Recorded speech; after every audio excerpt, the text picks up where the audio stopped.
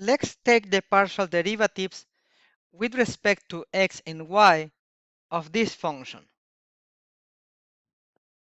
Because this is an exponential function, the derivative of z with respect to x is simply the same function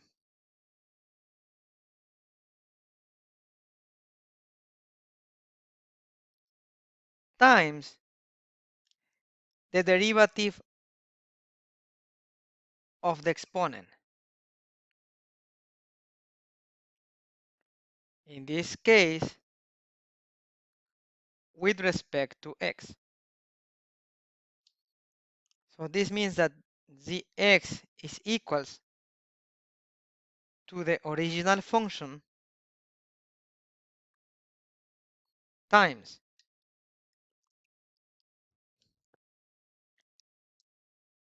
here the constant is 5y squared in the first term times the derivative of x cubic with respect to x is 3x squared plus here the constant is 7 and y times the derivative of x, which is a variable part, with respect to x is simply 1.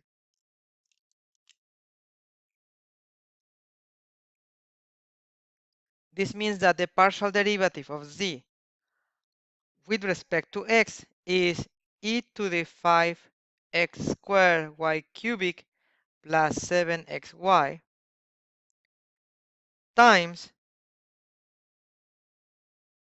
15x squared y squared plus 7y.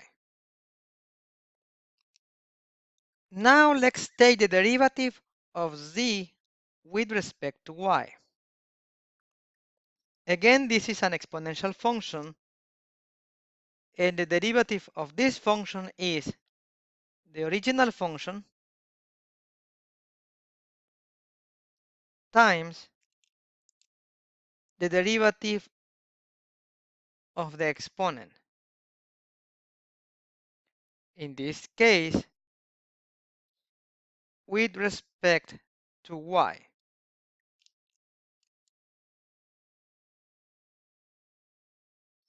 So this is e to the 5x cubic y squared plus 7xy times in this factor everything that is not y will be constant. So here in the first term 5 times x cubic is a constant part times the variable part is y squared because we are taking the derivative with respect to y. And the derivative of y squared with respect to y is simply 2y plus here the constant part of the second term is 7x times the derivative of y with respect to y is 1. So simplifying,